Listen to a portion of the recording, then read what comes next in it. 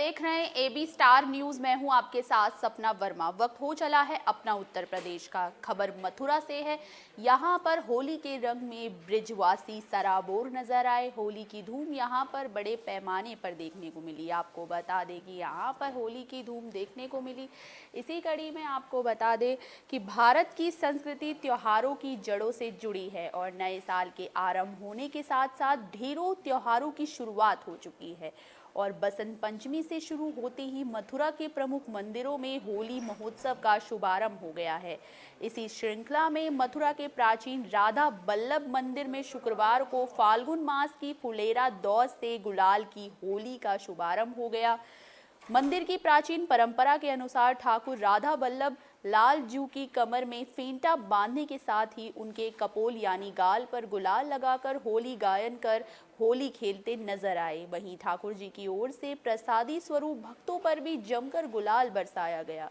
ऐसे में श्रद्धालु भक्तजन भी प्रतीकात्मक रूप से अपने आराध्य देव के साथ होली खेलते हुए गुलाल में बरसाते हुए गुलाल के रंगों में रंगे नजर आए।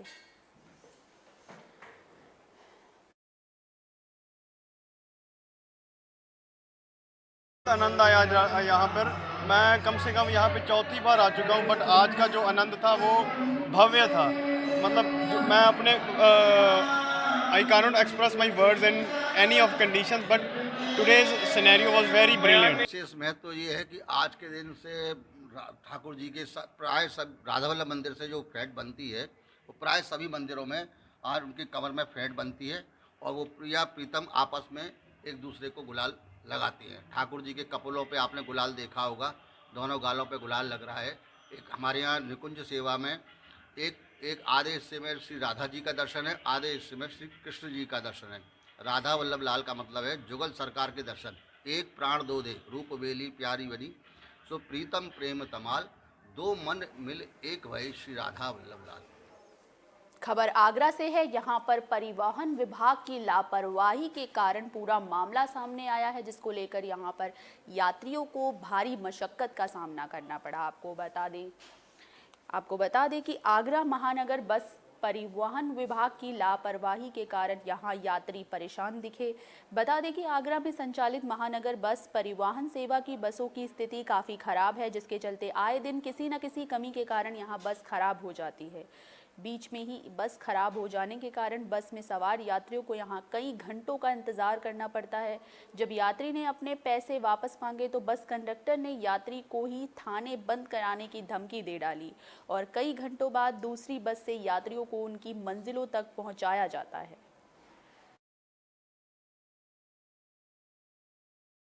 बस के कारण बस क्या हो गया? बस खराब हो गई है। बस खराब हो गई है। कितने घंटे हो गए बस खराब हुए? 1-1.5 घंटे हो गया। 1-2 घंटे हो गए। तो क्या आपसे किराया ले लिया गया? हाँ, ले लिया। कहाँ से लड़के आ रहे हैं? शमशाबाद से। बस यहीं से खराब है या नहीं, बस बालीगंज खराब हुई थी पहले। हाँ। फिर बालीगंज से कोई थोड़ा सा सही किया और वहाँ पे धीरे धीरे ले आए। उसके बाद में एकता चौकी पे आके रोक दिए। आपने बोला तो वो क्या कह रहे हैं? कंडक्टर से हमने बोला तो कंडक्टर बोल रहे हैं 10-15 मिनट में बस आ जाएगी आपकी। कारण इसका ये है कि कार्यशाला से तो बस सही निकली, रूट के लिए हमने बिजली घर लगाई और बिजली घर से हम सीधे बालीगंज के आए। तो मैंने अपने यात्रियों की जो भी जहाँ जा रहे थे अपने रूट बाई रूट उनको मैंने टिकट वितरित किया और टिकट वितरित के अनुसार जब तक बालीगंज पहुँचते ही गाड़ी खराब हो गई, जिसके गैस पास नहीं हो रही थी। तो हमारे चालक ने वहाँ रुक करके उसको ठीक करने की कोशिश की और ठीक करते हुए हम लोग यहाँ एकता चौकी शमशाबाद रोड तक हम आ गए। खबर बागपत से सामने आई। यहां पर डिस्ट्रिक्ट कोर्ट में के बाहर की पार्किंग में जमकर मारपीट का मामला सामने आया। इसको लेकर एक वीडियो सोशल मीडिया पर भी तेजी से वायरल हो रहा है। आपको बता दें कि पूरा मामला जो है वो कोर्ट की पार्किंग का है। आपको बता दें कि बागपत जिला न्यायालय के पार्किंग में पैसे को लेकर महिला और पार्किंग कर्मचारी के बीच मारपीट का मामला सामने आया। पार्किंग कर्मी का आरोप है कि पार्किंग का पैसा मांगने पर महिला ने दबंगी दिखाते हुए उसके साथ मारपीट की। घटना के बाद पार्किंग कर्मी ने महिला के खिलाफ थाने में लिखित शिकायत करते हुए कार्रवाई की मांग की है। वहीं महिला के इस बदसलूकी का लाइव वीडियो अब सोशल मीडिया पर जमकर वायरल हो रहा है।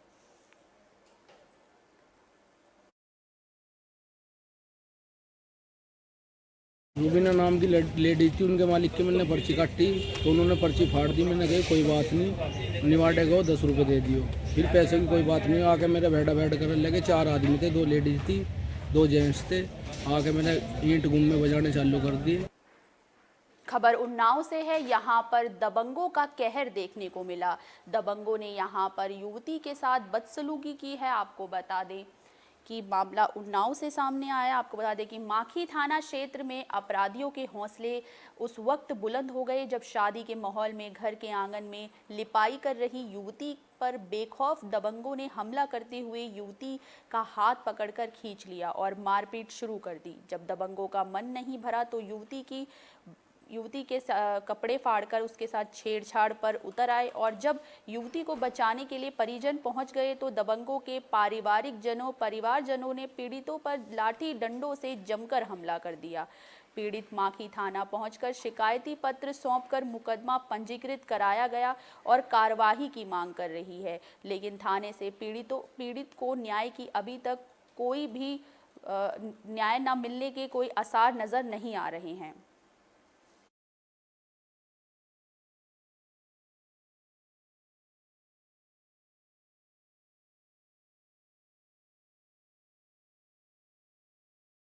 मामला ये है कि हम अपने घर पे लीप रहे थे, मेरी बहन की शादी है, लीप रहे थे। प्रभाशंकर ने आके हमारा हाथ खींच लिया रोड पे।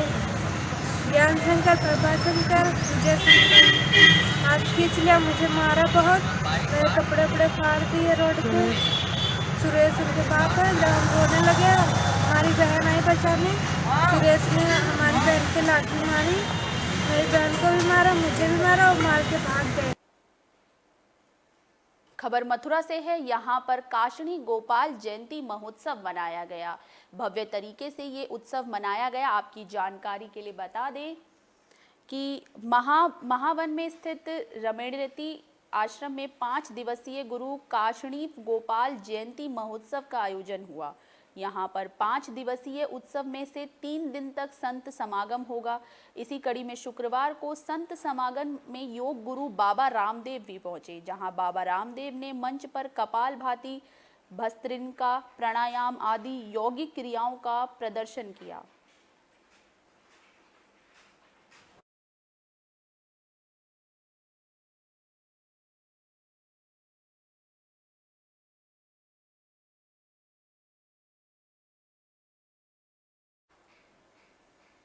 खबर झांसी से सामने आई। यहाँ पर चोरी का मामला सामने आया। यहाँ पर 5 लाख रुपए की चोरी की गई। आपको बता दें कि चोरी की ये पूरी वारदात सीसीटीवी कैमरे में भी कैद हो गई है। आपकी जानकारी के लिए बता दें कि झांसी के कस्बा समथर्स में चौपड़ बाजार दरवाजे के पास तेल व्यापारी राजीव कुमार बैंक से 5 लाख रुपए निकालकर अपनी दुकान पर आया और अपनी दुकान पर किसी कार्य के लिए अंदर चला गया। तभी वहां पर घात लगाए बैठे एक युवक ने मोटरसाइकिल की डिग्गी में से 5 लाख रुपए निकालकर वहां से 9-2-11 हो गए, जिसका फुटेज कुछ वीडियो सामने खुशबू रेडीमेड लगे सीसीटीवी कैमरे में कैद हो गया, जिसके आधार पर पुलिस मामले की छानबीन में जुट गई।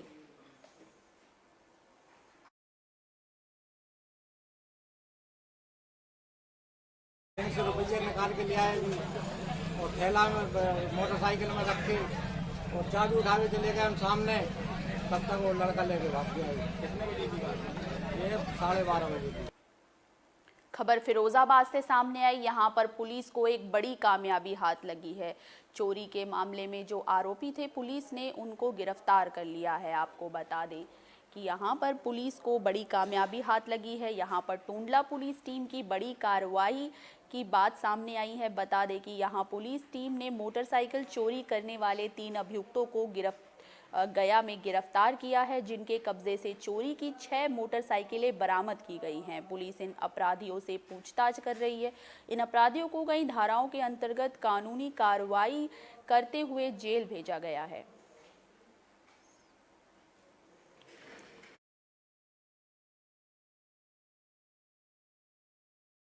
यह प्रकरण थाना टूंडला तथा उत्तर से संबंधित हैं। पुलिस अधीक्षक फिरोजाबाद महोदय ने हम लोगों को टास्क दिया था कि बाइक चोरी का जिस हिसाब से घटनाएं इधर कुछ बढ़ी हैं, उनमें तत्परता से कार्रवाई करनी है। तो इस पे दोनों SHO ने लग के 2 अलग अलग गैंग वर्कआउट किए हैं, जिसमें कुल 5 अभियुक्त और 12 बाइक्स बरामद की हैं इन्होंने चोरी की। अलग अलग बताऊं अगर तो थाना टूंडला में प्रभारी निरीक्षक टूंडला ने कुल 3 चोर पकड़े हैं। खबर औरैया से है। यहाँ पर ऑपरेशन गंगा की काफ़ी प्रशंसा हो रही है। इसको लेकर यहाँ पर एक छात्रा भी जो है वो यूक्रेन से वापस आई है। आपको बता दें कि रूस और यूक्रेन के बीच छिड़ी जंग के बीच भारतीय छात्र यूक्रेन में फंसे हुए हैं। इनके वतन लाने के लिए ऑपरेशन गंगा जारी है। जो वहीं ऑपरेशन गंगा छात्रा शिवानी चौहान भारत पहुंची है, जिसके बाद शिवानी के परिजनों में खुशी की लहर दौड़ गई। अपने घर पहुंची शिवानी चौहान ने बताया कि भारत तक का सफ़र कैसे किया। इसको लेकर शिवानी चौहान ने बताया कि 24 तारीख को जैसे ही बमबारी शुरू हुई तो हम लोगों से कहा गया कि हम लोग खाने पीने के लिए सामान इकट्ठा कर लें। 24 तारीख से लॉकडाउन लग सकता है। हम लोगों ने सामान खरीद लिया, लेकिन 25 तारीख को हमला और तेज़ हो गया, जिसको लेकर 25 तारीख को एडवाइजरी भी जारी कर दी गई।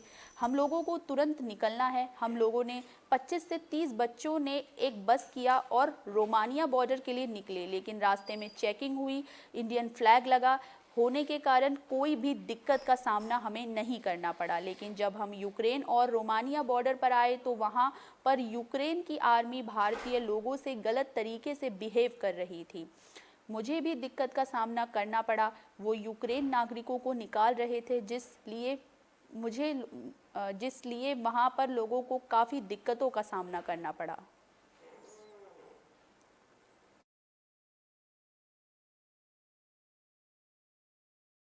Now I am feel safe. मतलब हमको 24 में कुछ मतलब बॉम्ब ब्लास्ट हुए थे उड़ीसा में, बट मतलब स्टार्ट हो गया था 24 को, बट 25 को बहुत ज़्यादा मतलब सीवियर सिचुएशन हो गई थी और मतलब हमको बंकर वगैरह में भी जाने के लिए बोल रहे थे। तो हमने सोचा कि हमें यहाँ से निकल लेना चाहिए क्योंकि हम यहाँ पे फंस जाएंगे। तो हम उड़ीसा से निकल लिए। तो हमने मतलब एक बस किया। बस में मतलब 30 मतलब 20 to 30 स्टूडेंट्स बैठे और आगे मतलब बस के फ्रंट पे हमने इंडियन फ्लैग लगा लिया था। तो मतलब हम जा रहे थे तो हमको लोग मतलब कभी मतलब रोक रहे थे और बोल रहे थे, मतलब देख रहे थे और जस्ट मतलब फ्लैग देख के भी बोल रहे थे कि निकल जाओ।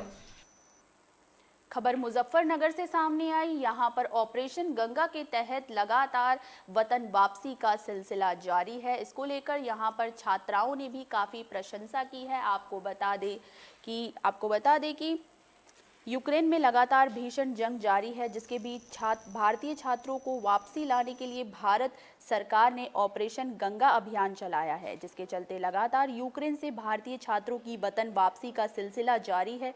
इसी क्रम में रोमानिया के रास्ते मुजफ्फरनगर में आवास विकास कॉलोनी निवासी ईशा अपने घर पहुंची। बता दें कि छात्रा ईशा पिछले 3 सालों से यूक्रेन के शहर विनीसिया में MBBS की पढ़ाई कर रही थी।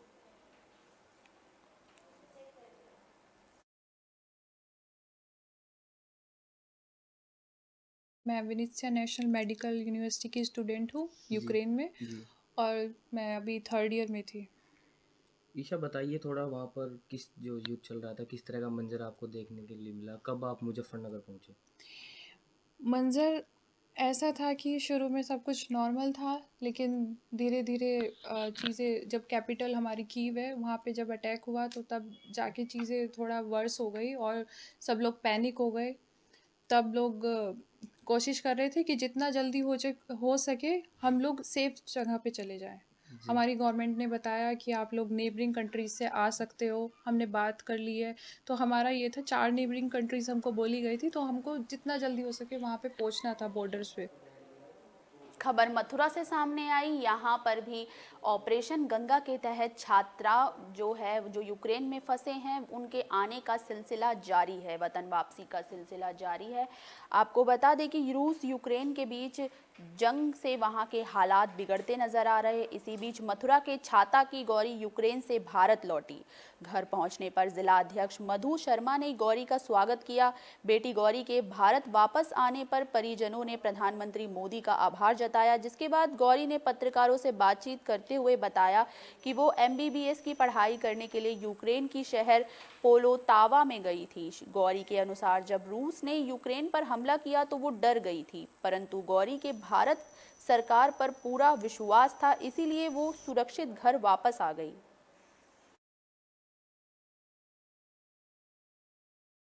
हंगरी में हमें 1 दिन रुकना पड़ा है। जैसे हम हंगरी बॉर्डर क्रॉस किया, हमने वहाँ से यहाँ से जाने के बाद 3-4 घंटे हमें वहाँ ब्यूडापेस्ट जाने में लगे। वहाँ से फिर हमें हॉस्टल के अरेंजमेंट्स और खाने के अरेंजमेंट्स सब कुछ थे, तो वहाँ हमें बस 1 रात रुकना पड़ा। नेक्स्ट हमारी फ़्लाइट थी। देखिए, आज मुझे लगता है सुबह से हम निकले हैं। कोसी में, साखी में, छाता में, नंदगांव में हमने जो बच्चे यूक्रेन में पढ़ रहे थे उनसे आज संपर्क किया है। सभी बच्चे लगभग अपने घर वापस आ चुके हैं। अपना उत्तर प्रदेश में आज के लिए बस इतना ही। मुझे दीजिए इजाजत। देश और दुनिया से जुड़ी तमाम खबरों के लिए देखते रहिए AB स्टार न्यूज़। नमस्कार।